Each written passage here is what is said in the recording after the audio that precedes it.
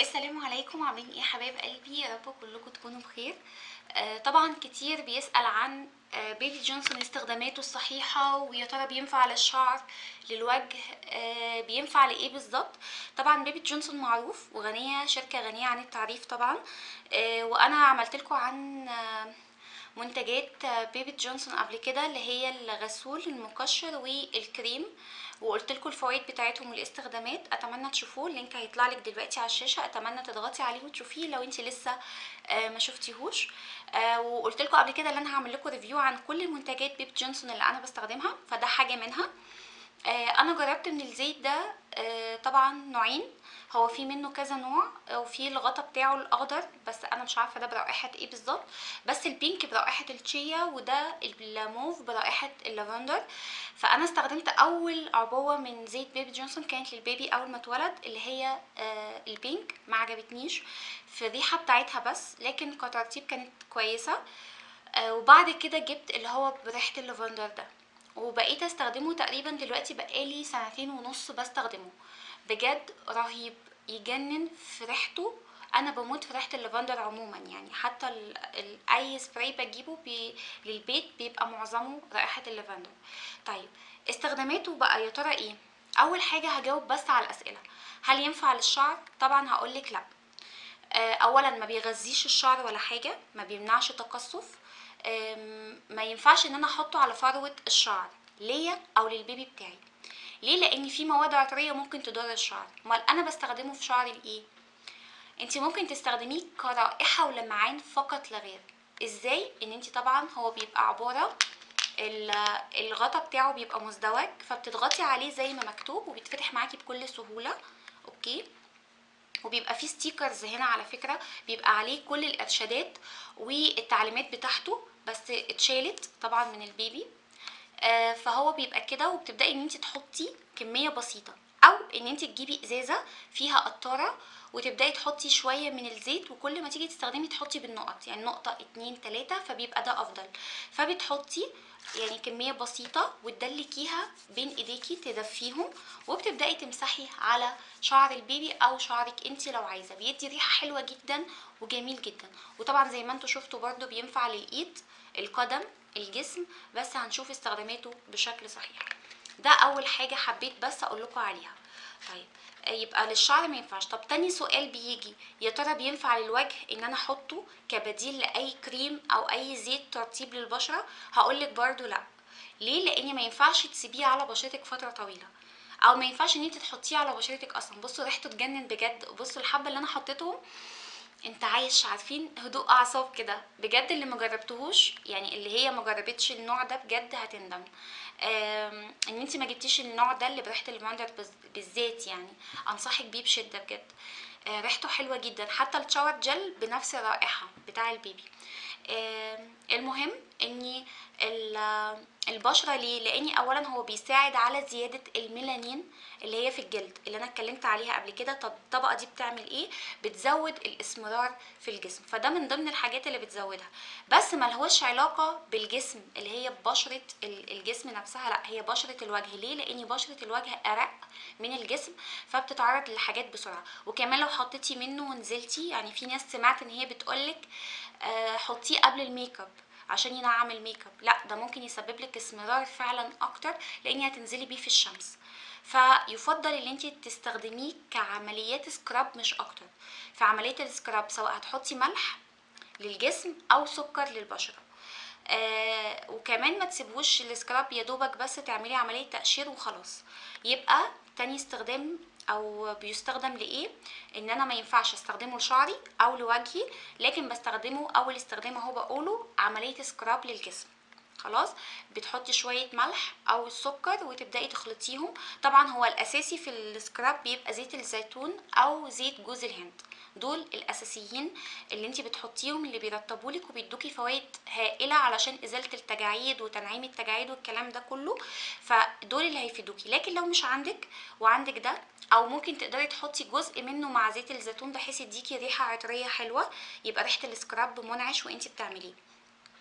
طيب ايه كمان بستخدمه تاني استخدام؟ ان انا بعمل حمام زيت للبيبي. ازاي؟ بجيب البانيو بتاعه وبحط شاور جل، جزء من الشاور جل هو برائحة الليفاندر برضو، وشوية زيت عليهم، وبعملهم بايديا كده بحيث يختلطوا مع بعض، وببتدي ان انا احط البيبي بتاعي، او ان انا بحطهم في البانيو الكبير طبعا اللي هو بتاعك يعتبر، وبتعملي نفس الحاجة. ده بيساعدك على ايه؟ اولا الريحة منعشة جدا، بيساعد على تهيئة الطفل، مش هيخليه يعيط، بالعكس هيحس ان هو ريلاكس كده، حاجة هدته.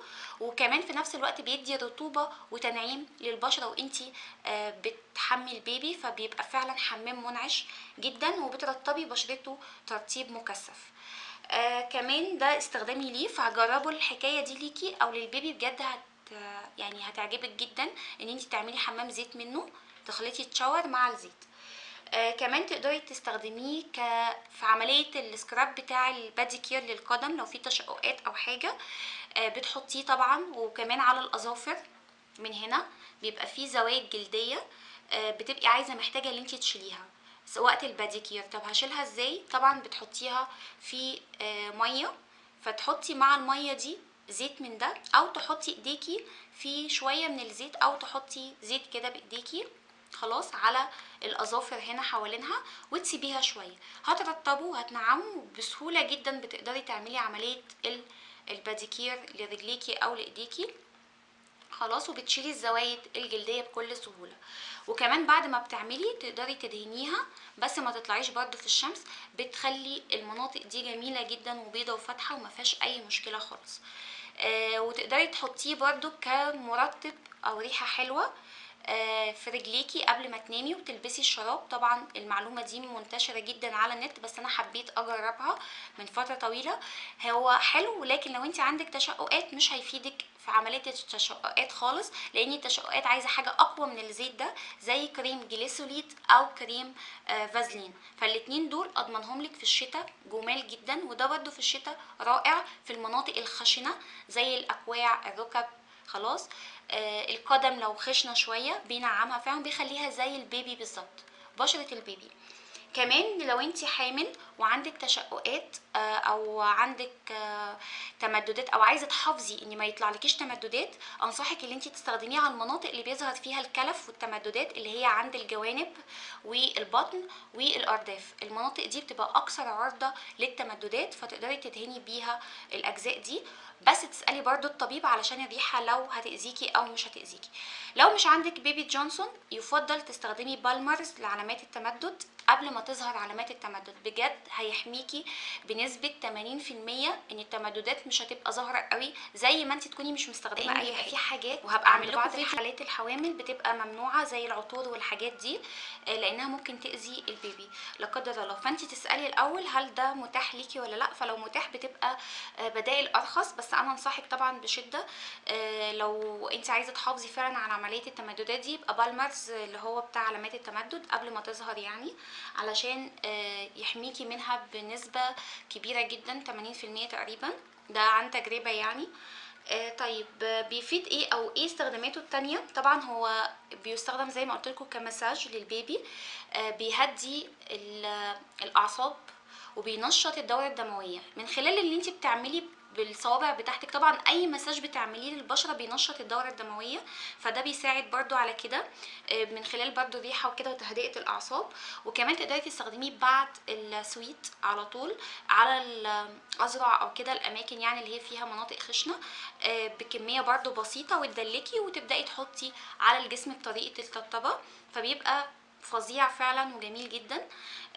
بس المناطق الحساسه زي ما احنا اتكلمنا قبل كده عن طرق ازاله الشعر، اللي مشافوش برضو هسيب لكم اللينك بتاعه هيطلع لك. بتحطي مضاد حيوي خلاص على المناطق اللي هي معرضه للتهيج البشره او الاحمرار.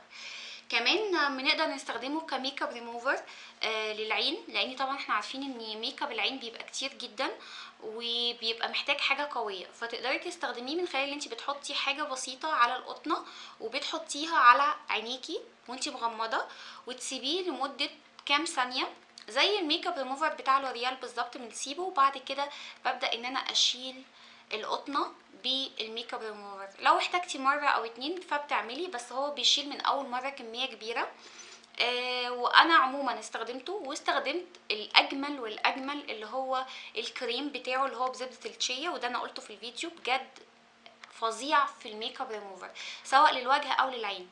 لكن لو ما عندكيش الكريم تقدري تستخدمي الزيت، فهو برضو حلو، بس بلاش تحطيه برضو على بشرتك زي ما انا قلت علشان النسبة بتاعة الميلانين ما تزيدش.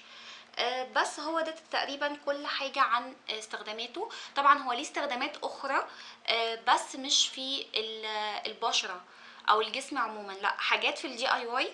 فدي بقى السربرايز اللي معايا ان شاء الله هوريها لكم في الفيديو ازاي نقدر نستخدمه في الدي اي واي. خلاص انتظروني ان شاء الله، وهطلع لكم صور ليهم تاني الانواع بتاعته، يعني ممكن تظهر لكم او كده.